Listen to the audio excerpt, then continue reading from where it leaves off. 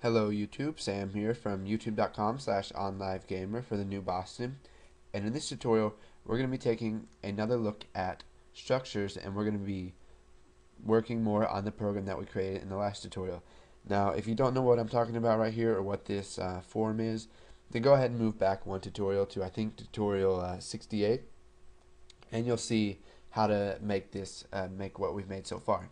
So we declared a structure and we called it customer. Then we created an object that is a customer, which is a structure.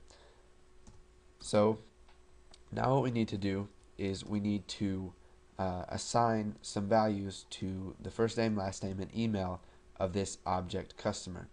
So we'll go ahead and click list customer, or button one click. So let's go ahead and change the name of this to button list customer.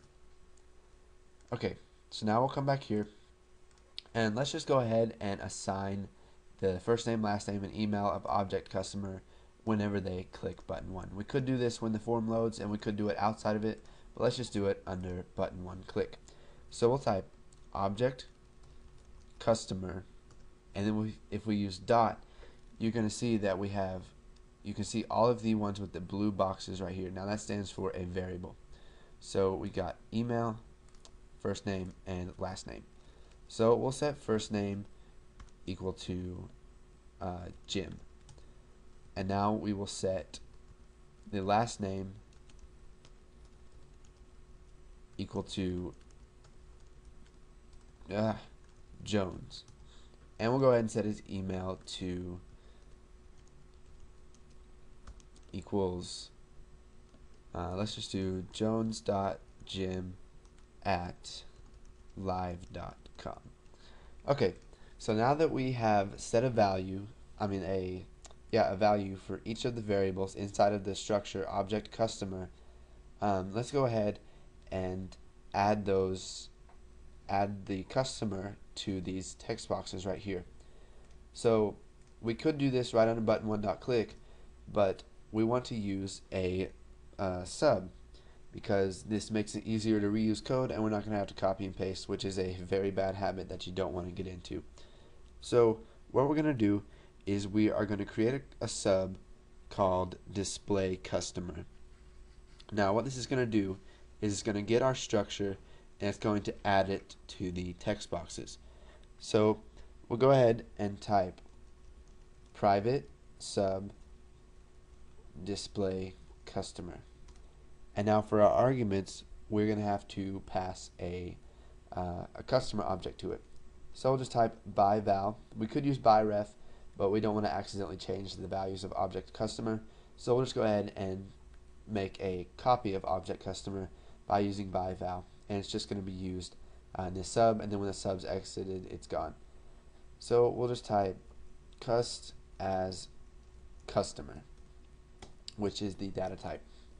So now what we're going to do is we are going to type text first name dot text equals cust, which is the customer object that is passed to display customer, dot first name. Now we're going to do text last name dot text, and we'll set that equal to cust dot last name. And now we'll do this one more time for the email. So text email dot text equals cust dot email. Okay, so now let's go ahead and run this and see what happens. So if we go ahead and click list customer, looks like we're getting an error here. Never mind, we're not getting an error. We need to go ahead and call display customer. So whenever they click button 1, it's going to call display customer, and we will just pass object customer to that. So it sets the values of that and then displays it on the text boxes. Okay, so let's go ahead and run this, and if we click list customer, we get Jim, Jones, and jones.jim@live.com. So go ahead and make this program if you haven't already. You can play around more with the structures, see what you can do with it, and then once you have done that, you can go ahead and move on to the next tutorial. And in the next tutorial, we're going to be working more on this program, and then after that, we're going to be done with this program, and we're going to be moving on to other topics. So go ahead, I'll scroll up and down through this. You can go ahead and pause wherever you want if you want to see the code. So thanks for watching, guys, and stay tuned for the next tutorial.